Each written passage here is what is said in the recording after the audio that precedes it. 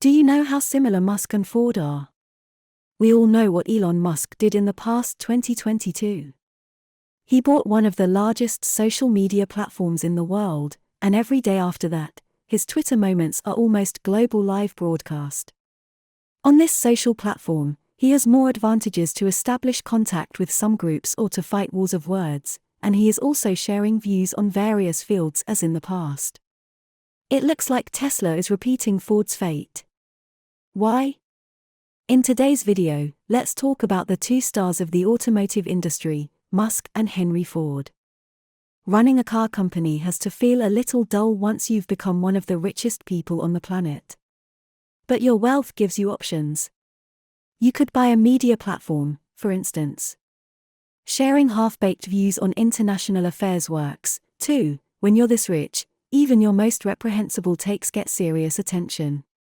But be warned, all of this might be fun for you, but it could spell disaster for the car company that generated your riches in the first place.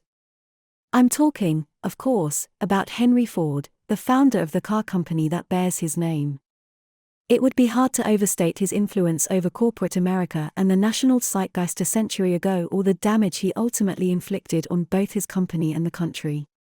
The resemblance to a certain publicity-craving, South Africa-born billionaire is more than fleeting. But there are some important differences, especially in their early years. Unlike Elon Musk, Ford did not grow up rich. He was raised on a farm in rural Michigan. Ford met his wife and loyal companion, Clara Jane Bryant, when he was 20. He called their wedding the greatest day of my life. Musk's romantic and family life is more, complicated. And only Ford actually founded the car company that made him one of the most famous people in the world. Thanks to a lawsuit settlement, Musk is allowed to call himself a co-founder. Ford's business accomplishments are the stuff of legend. In the early 20th century, he brought to car manufacturing two transformative ideas: interchangeable parts and the assembly line. Together, they turbocharged his company's production rates, enabling Ford to reduce the price of its flagship Model T by more than two-thirds between 1908 and 1925, when it cost $260, about $4,400 today. At one point, over half of all cars in the world were Model Ts. Musk, for his part, is credited with making electric vehicles cool instead of dorky. Starting with the release of the Roadster in 2008, Tesla's sales of electric cars have dwarfed those of its competitors. The company has capitalized on several innovative business tactics, such as selling directly to consumers, issuing over-the-air software updates, and offering house calls from vehicle technicians. Tesla has loosely followed Musk's famous 2006 master plan of designing high-end EVs before moving down market with more affordable models. That said, Tesla, unlike Ford, has not come close to producing a true vehicle for the masses, unless you count the $46,000 plus you'll pay for a Model 3 before incentives. At age 50, Musk was named Time's Person of the Year in 2021. Ford, too, seemed to be on top of the world when he turned 50 in 1913, as the Model T was transforming the country. His 1914 promise of a $5 workday drew thousands of young men from Midwestern farms to Detroit, helping to make Ford himself a topic of national fascination.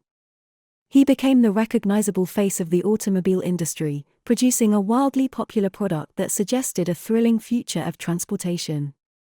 According to Heather Barrow's book Henry Ford's Plan for the American Suburb, Ford poo-pooed transit, claiming that subways would eventually be used to park cars. That suggests yet another parallel with Musk, who once said, "I think public transport is painful. It sucks." Thus far, his vision of subterranean, autonomous tunnels has produced a single 1.5-mile track used by Las Vegas conference attendees who ride inside Teslas with human drivers. But then Henry Ford's life took a grim turn toward bigotry. In 1918, Ford bought a local newspaper, the Dearborn Independent.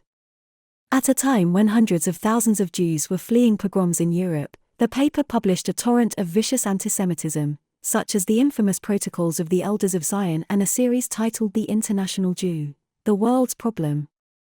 According to Stephen Watt's book The People's Tycoon, The resulting backlash included condemnation from former Presidents William Taft and Woodrow Wilson and at least one Ford dealership, in Iowa, ending its relationship with the company. Musk, for his part, bought Twitter last year and now wields it as a weapon against the woke mind virus. Transgender people have been a frequent target. Musk tweeted that pronouns suck, and last month the San Francisco Chronicle accused him of leaning into transphobia.